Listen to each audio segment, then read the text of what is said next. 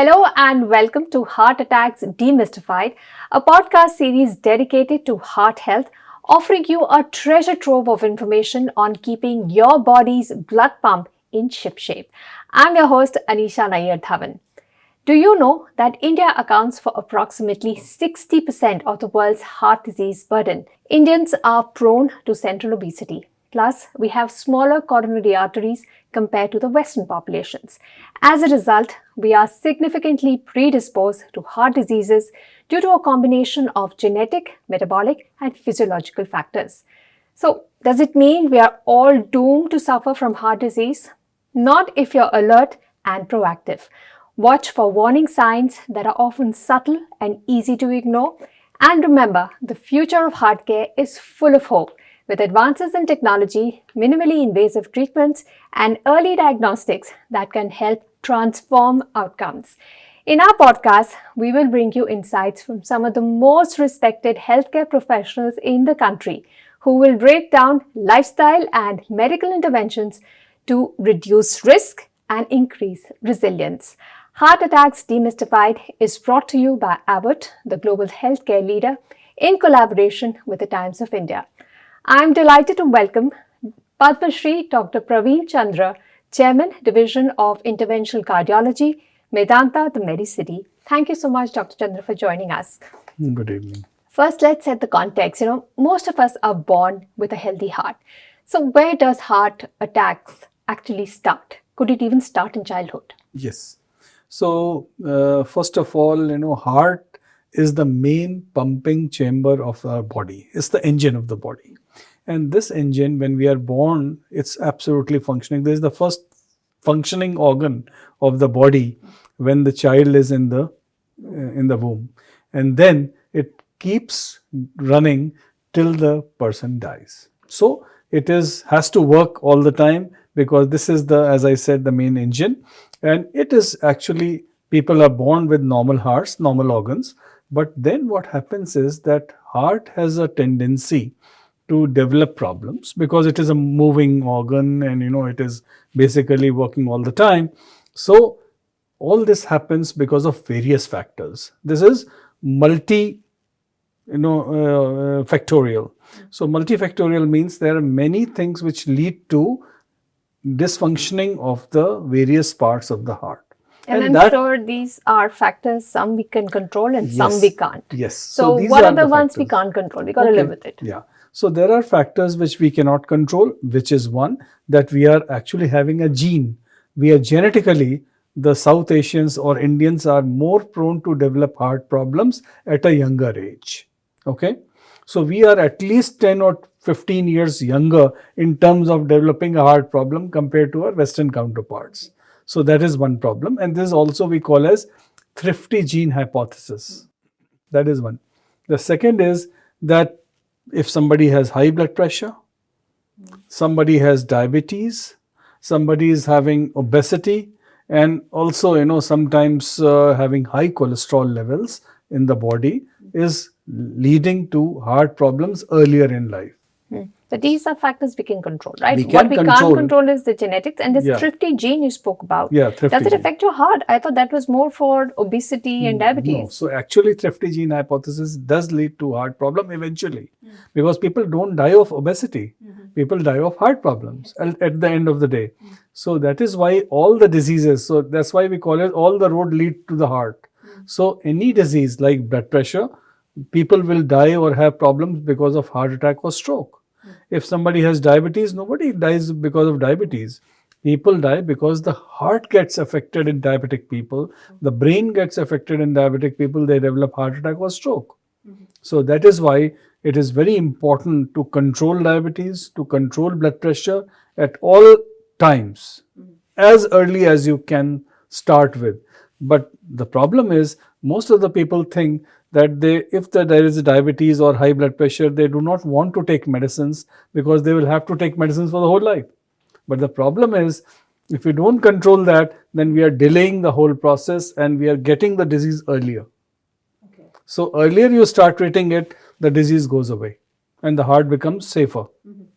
So we have to protect our heart by doing all these things. And as you said already, what we cannot control is our parents. So if we have that gene, if we had that history of heart disease in the family, that means you have a higher chance of having a heart problem. That is something which is known. So if somebody has a family history of heart problem, he should be more careful compared to, like, for example, doing more physical activity, by eating better, healthier food. And then if he has high blood pressure, he should be better controlled compared to a person who does not have a family history of heart disease. So, you think this risk is in our hands. We can reduce it by being more proactive with other diseases. And if we don't are not treating those other diseases, the direct impact is on our heart. Yes. So that is the whole trouble, that now we have realized. So drugs which control diabetes, drugs which control high blood pressure, drugs which control high cholesterol, all these eventually we measure the effectivity of that drug by seeing whether the patient is saved from a heart problem or not. So now you can imagine what we are really looking at. So that is why many drugs which are actually for sugar, which are actually for high blood pressure, we see whether this drug is controlling the sugar or not. That is one. Controlling BP or not, but at the same time whether it is reducing the chance of having a heart attack or not. So better drugs are which also control the heart problem when they control all other these associated problems. Right. But beyond medication, what are the risks that are in our hand that we can try to reduce? Okay, so beyond medications, it is very important lifestyle, and heart disease is known as a lifestyle disease. Lifestyle means people have to be more physically active. How much physical activity? At least about 30 minutes of moderate activity 5 days a week, or 45 minutes of vigorous physical activity 3 days a week. So this is the recommendation for most of the people. And then the second is controlling weight, which means that the body mass index should be less than 25. Okay. If it is going above 25, that needs to be controlled by diet, by exercise, and of course, calorie intake has to go down. Then the third thing is, if smoking is something which is absolutely not possible, not allowed for prevention of heart diseases or high blood pressure and everything. So smoking is another factor. Moderate intake of alcohol. If a person is taking too much alcohol, the blood pressure will shoot up and eventually it will affect the heart. So these are the things which people have to do. And the last thing which I am going to now tell you is stress. Mental stress is also something, or day-to-day life stress has to be controlled, has to be reduced, and many things we can do for that, like doing yoga, like meditation, like reading books, relaxation. How many people, if you ask someone how do you relax, people won't be able to answer you. So relaxation is something which is also very important for the whole body, so that the stress and the high blood pressure, the fluctuations in heart rate, everything settles. But why is it that we see some people who lead very healthy lives and suddenly got a heart attack? Because we read it in the papers. Oh, that CEO got a heart attack, or that youngster was in the gym and he got a heart attack. They seem to be doing all the right things, checking off all the boxes, but still have a heart attack. Yeah, so apparently it appears they are checking all the boxes, but then what happened, if you go deep into that, you will find that if this person had high blood pressure, he didn't check it regularly, he didn't take the medicines regularly, the BP was not controlled, but look-wise he was fine. He was talking, he was doing all the activities, so everybody feels that he was a healthy man. That's not true. So that is why, how we have to do this, we have to get the BP checked, blood pressure checked, and get treated also. Many times I see people get the BP check done and the BP is on the higher side. They say, oh, my BP remains like this. It is not that. So we have to control. So what is the limit? The limit is any person above the age of 20 years or 25 years must have a blood pressure of below 130 by 80. 130 by 80. Okay. And many times I can tell you about 40% of the people living in cities like Delhi, Noida, etc., they have blood pressures which are higher than 130 by 80. On a routine That means check. the blood pressure is hitting the heart every single moment, every single day. And this is when they've gone for a routine check, not when they're under some medical complication or emergency. That's a different ball game altogether. I'm talking of a routine situation. So in a routine situation, if it is not controlled and nobody feels it, the biggest problem is that diabetes and high blood pressure, they don't have any symptoms. Somebody has a high blood pressure, you won't be able to tell by anything unless until you check it. All right. But there is at least a awareness coming in, at least in urban India, and many companies have executive checkups. So, what should you assess for during these checkups to know whether heart is doing well? Is there an underlying problem? Because we all get the blood test done and we're like, okay, so triglycerides are a little high, thoda diet badal lenge. And then they will wait for the next 1 year before a follow-up is done. So, how do you assess the heart health? Yeah, so we can actually find out hidden heart problems by various tests, but at the same time, I must say that not every test is required for everyone. So, those people who are at low risk versus those people who are at high risk individually. So, those people who do not have high blood pressure, who do not have sugar, who do not have smoking, who do not have family history of heart disease, in those people we can do simple tests like just checking the blood pressure, getting a sugar test, cholesterol, etc. That executive checkup, what you're talking All about, right. is okay. But the problem is those people who are at high risk are not really fully investigated by those routine checkups. They miss it. And that is why we say that somebody had a checkup done and still he had a heart attack, because the checkup is a very limited thing. So in those people, now we have found out that doing a echocardiography test, which is also very simple, but should be done.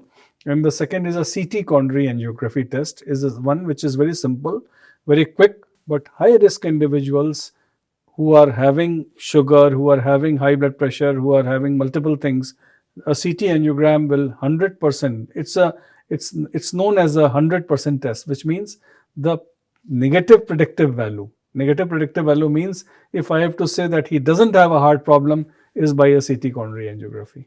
Right. But people who have diabetes, many people in India do, they're perhaps taking medicines also, and then they feel, yeah, I'm already doing this, you want me to do even more, I'm already burdened with a disease. Do I need to be more proactive for everything else? How strongly is diabetes correlated with heart disease? Because now we find that women with PCOD will have fertility issues and things like that. So there is some relation coming in awareness now. But is there really awareness that there is a real very distinct connection between diabetes and heart? Yes, diabetes is almost like having a heart disease in making. If somebody has diabetes, that means at some point in time he is going to have a heart problem. So that is why any diabetic patient, even if his cholesterol levels are normal, we give cholesterol reducing medications to every single patient of diabetes, so that he is protected from a heart problem. At least we reduce the chances. So that is the whole problem. And that is why now we have medicines in diabetes, diabetic medications, which prevent heart problems. Okay. So it's those like are a new two-in-one medications. medicines. Yeah. Okay. So these medications are really helpful. Up till now, about 10 years back, we didn't have those medications, but now we have those medications. So that's a blessing for those who have diabetes. They can now protect their heart when taking medicines for diabetes. Now, I want to understand from you, you said that Indians are prone to having heart disease 10 years earlier than what we see in the Western populations.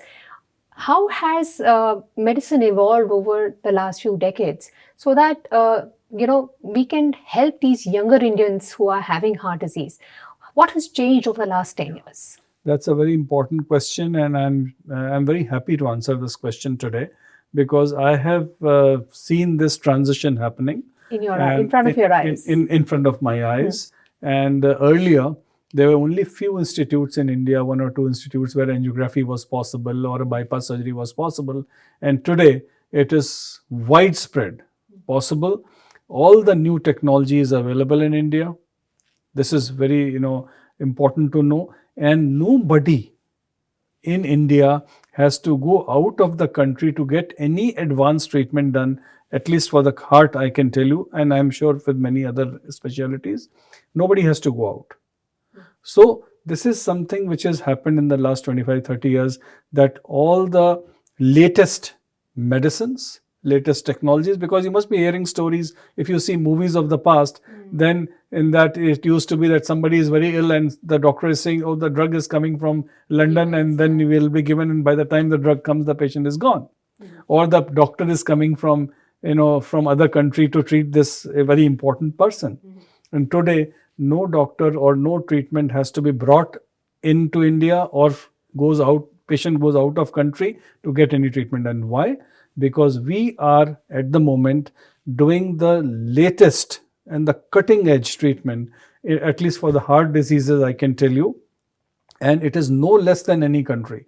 And we used to go get ourselves trained out of India. I got trained in France for angioplasty and new techniques.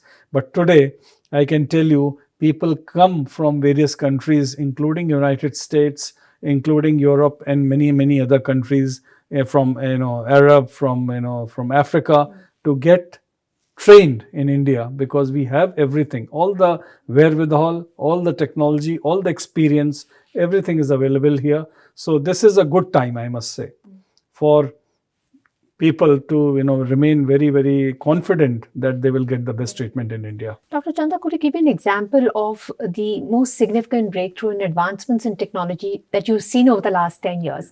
And why I ask this is, say about 15-20 years ago, if you ever heard, oh, my friend's dad had a bypass, you're like, your heart would stop. You would worry that, oh, the risk attached to something like this is very huge. So because of advancements, has the risk of complications reduced? Could you name a few advancements that have come through over the last 10 years? Absolutely. So earlier, like 25 years back, when I joined field of cardiology, the only main treatment option was bypass surgery.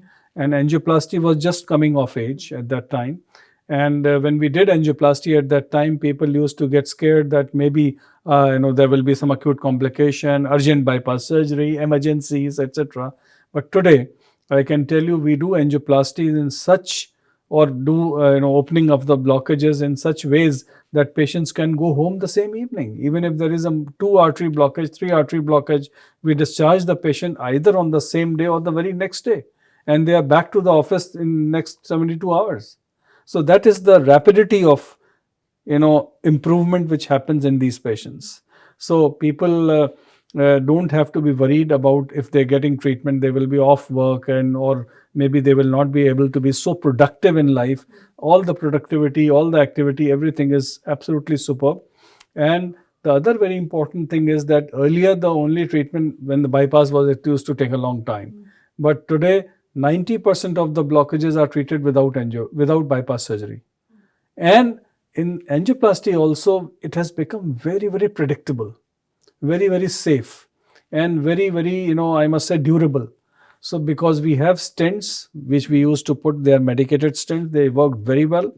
Then we had some very fantastic medications like blood thinners, like cholesterol reducing medications, and they really work so well that the recurrence rate has really come down. Recurrence of blockages has really come down. And I have patients where we did angioplasty 20 years back, 25 years back, they're just doing fine in life. So that has become the the routine now.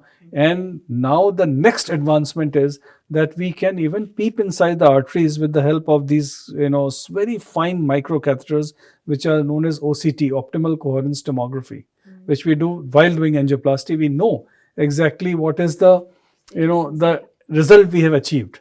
We can assess that. So then we become very sure that everything is fine, and then the patient is also assured, and we are also happy that the patient can be discharged the same day. So these are the technologies which are really helping. And now even we have shots, cholesterol shots, so that if the person cannot take a medicine because sometimes they have side effects, we have injections which we can give to the patient for reduction of cholesterol once in 6 months. So it's like a vaccine. It works effectively. It works quite effectively. It really keeps the cholesterol levels low. One shot and it is done for 6 months. So that is the level we have achieved now, which is quite phenomenal. And in terms of the blockages, the prevention of heart attacks. So that is why today, when we do treat a heart attack, we call it aborting a heart attack. We abort the heart attack. The effects of heart attack can be minimized, but the only catch is, if the patient reaches the hospital, within 1 hour, the angioplasty is done of the occurrence of heart attack. We say that it's like aborted heart attack. There is no bad effect of heart attack if it gets treated in time. So if this is known as primary angioplasty or doing angioplasty within 1 hour. So this timing is is my also important. urge to everyone that if somebody has an early symptoms of heart attack, don't ignore it. Get it treated right away and you are good to go. And you aborted the heart attack. There's You abort a there's not heart going to attack. be a heart attack. Yeah. Now you spoke about angioplasty. So I think my dad also got stents put. It was, I think, 15 years ago. How has angioplasty changed, and why is it now so simple that you can go back to office after 3 days? Because I remember that you used to go through a vein either in the leg or the neck or something like that. So what has changed there? Is it now minimally invasive? So today what we call this as precision angioplasty. We have become more precise. How we have become more precise and more quick? Because we do it from the hand these days. So even if I do it now, in 2 hours the patient can walk out because it is not from the leg. So that is something which has happened. Right. But Dr. Chandra, the imaging that you spoke about, or the new cutting edge technologies, are these more effective if somebody comes in proactively before a real heart attack, or do they work just as well when there is an emergency? Where do they work the best? Yeah, I mean they work both ways in emergency situations also, and the planned procedures also. But it is always recommended that the planned procedures are always having less chances of complications, but more complicated cases are those where patient didn't take care of themselves, they came late to the hospital, where the heart attack has already happened, the heart is damaged, then the problem is there. So that is why we are saying time is the most important factor. Time is muscle. So don't waste time when it is happening, and don't waste time if the doctor is saying, or if somebody is saying that you get it done. Many times people keep thinking, keep discussing, etc., and then suddenly how much blockage is there? Do I really need it, and all that? So you should just trust what your doctor says. Yeah, I think so. And because of the newer technologies, the outcomes are better. Yeah, absolutely. The outcomes are much better, and they are very, very durable also. Okay. What about these complicated cases? How do new technologies help with these complicated cases, and how do the outcomes change? Yeah, so that is what we have to deal with today, because there are some centers which are primary care centers, or the first level centers. As far as I am concerned, I am working at a very tertiary level center where complicated cases are coming from all over India and also from abroad. So we have various tools to really take care of them. So you also spoke about this microscopic, it's a camera or something, or a stent that goes in with the stent, and you can proactively see or predict where the blockage is. So how important is imaging? And if I'm going in for a test, like a routine test, can I use this imaging to see, is there a blockage? Do I need the treatment even if I'm feeling fine? Yeah. So how important is imaging when it comes to treating heart? So intracoronary imaging, which you are actually referring to, is generally done mostly for when we are doing angioplasty, when we are putting a stent, to see where we have to put the stent, what size of the stent, so it becomes very precise. And then once we have put it, whether it is really functioning fine or not. Okay. So that is where we typically use it. Otherwise, for detection of disease, imaging is like doing coronary angiography, is one of the gold standards of finding out whether the blockage is there or not, and whether we need to do any intervention or any angioplasty or not. So who should be getting an angiography done?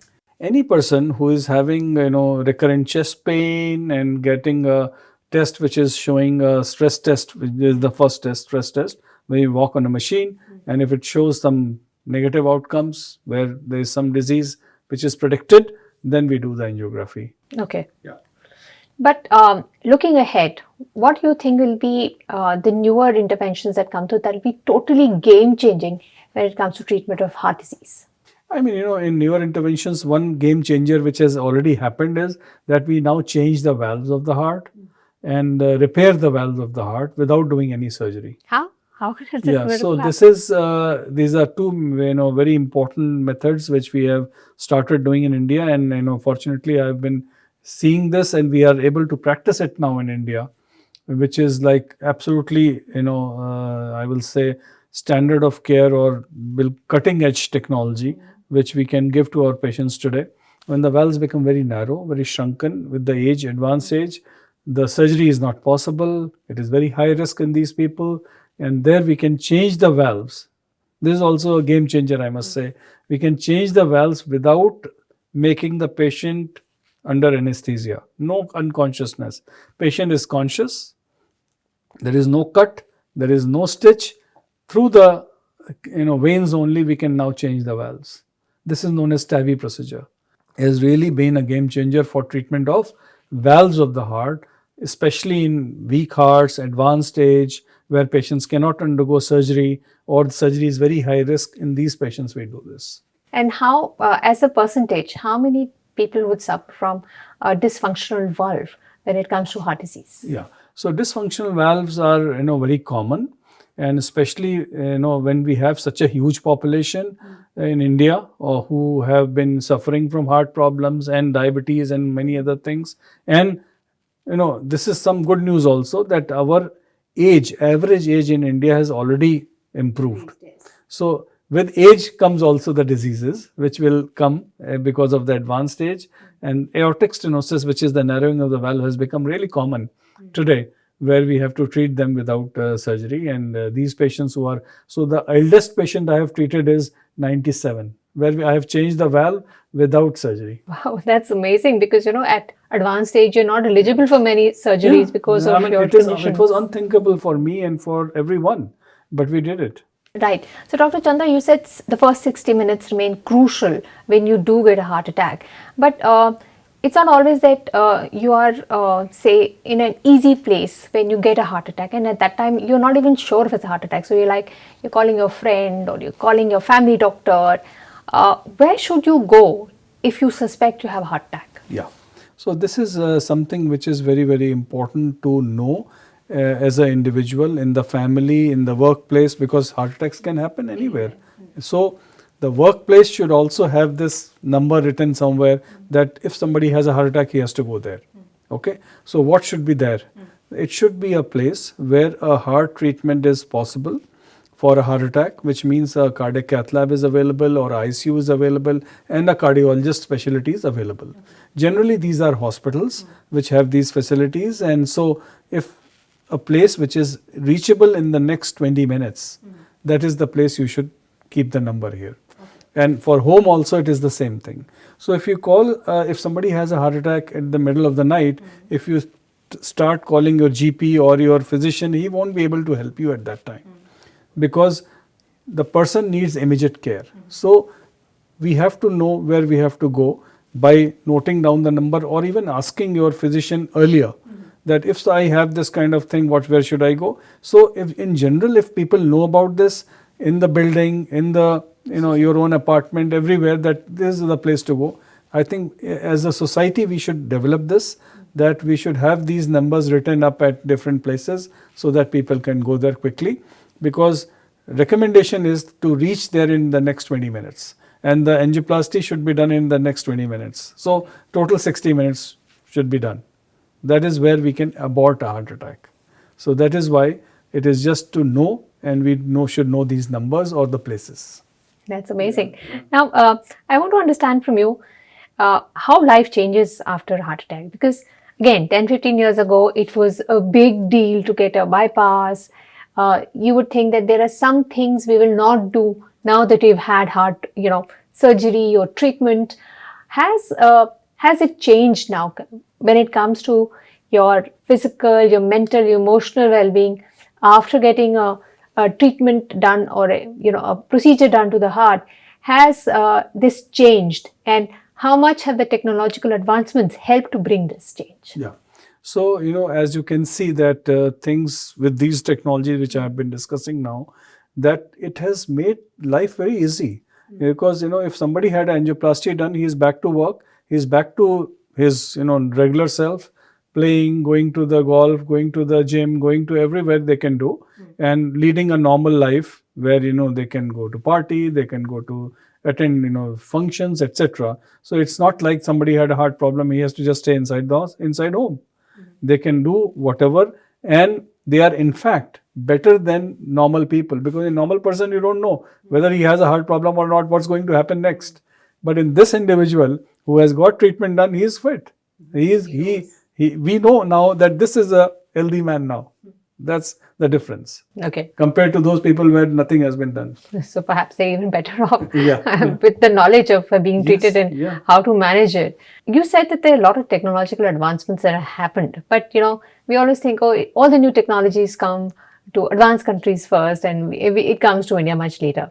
Is it true when it comes to treatment of heart disease? Why am I asking this is because earlier good treatment was reserved in the AIMS and the best public hospitals, but now we are seeing private hospitals coming up, and now people have more options. Does that mean that all the latest technologies also come to our country faster? Many times technology comes to India earlier than many developed countries. So we are at the, as I said already, we are at the front end. We are the front running people in this technology run, and we have everything available. We have all the experience. We have all the drugs available. So we are nothing behind anyone. And in terms of new things coming up also, we are also not lagging behind in any big way. So we are rest assured that everything is available. It's one thing to have the nuts and bolts and the infrastructure in place. What about the specialists, the brains behind using this technology? Because wherever you see, even in technology companies, when new product is launched, then you train people on that also. So, what do you speak about the human capital? Have they been able to evolve with the technologies fast enough? And are we also there at the high bar when it compares to, developed world? Absolutely. We are lucky that we have more people, we have more medical students, and we have, and of course the patients are so many. So it is very easy to train these people. And For the now, latest for the treatments. latest techniques, Okay. because we do it all here and we do training. Most of the centers have these postgraduate training programs. Most of the hospitals have the latest technology where people practice, they learn all these things. So I have trained at least maybe hundreds of interventional cardiologists in the last so many years, and they are all practicing all over the place. Okay. So they have all the wherewithal, they have all the information, they have the knowledge, so they don't have to go outside. When it comes to heart disease, how does India compare with the rest of the world? Because even heart disease starts early.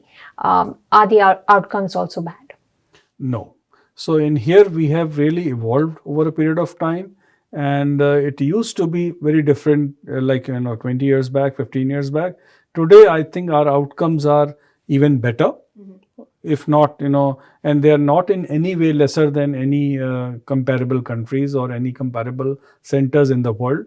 And we get the best of the outcomes and the best of the results in our patients, despite so many other limitations in life over here. But definitely, as far as the treatment is concerned, I think I'm very confident and very positive about the whole situation today. Right. But Dr. Chandra, for the normal everyday man or the aam aadmi, there is a belief that access to healthcare is not that easy, despite greater availability.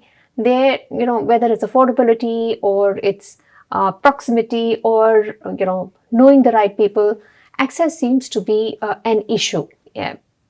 How do you overcome this? And really, is it just one side of the coin?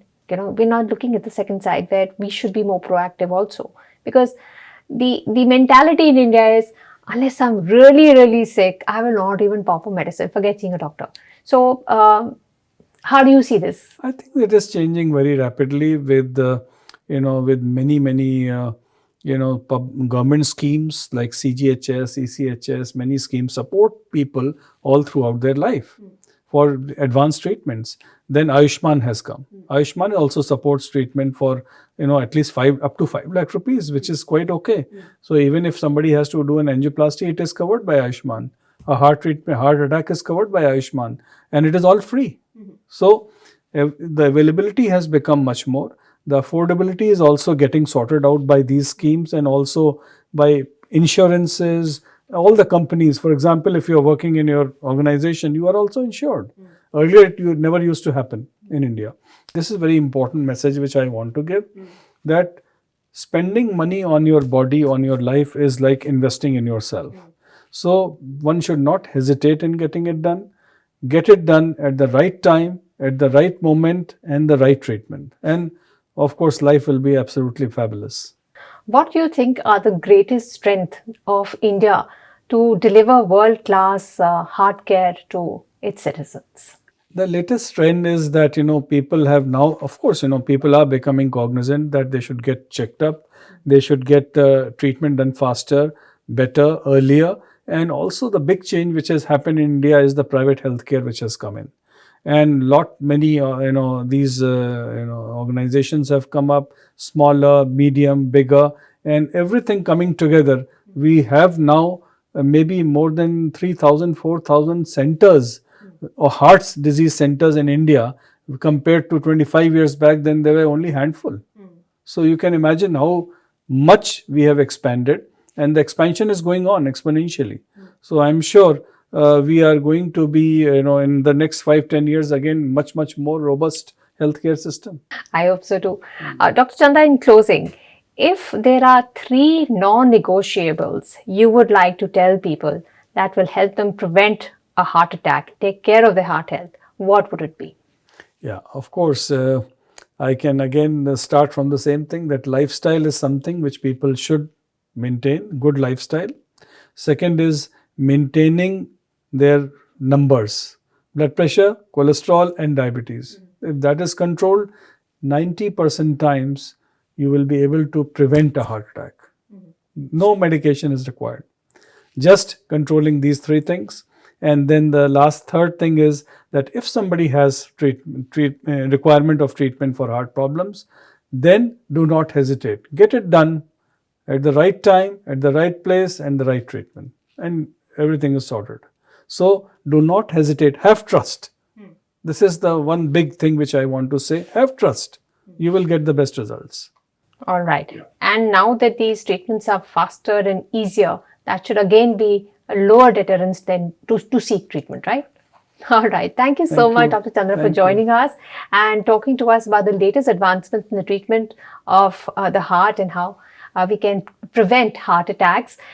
We really are grateful to you for coming here and talking to us about the latest technological developments to fight heart diseases and catch it early. While recognizing risk is crucial, building reliance is equally important. Stay tuned to our next episode where we'll discuss different aspects of heart health. See you again.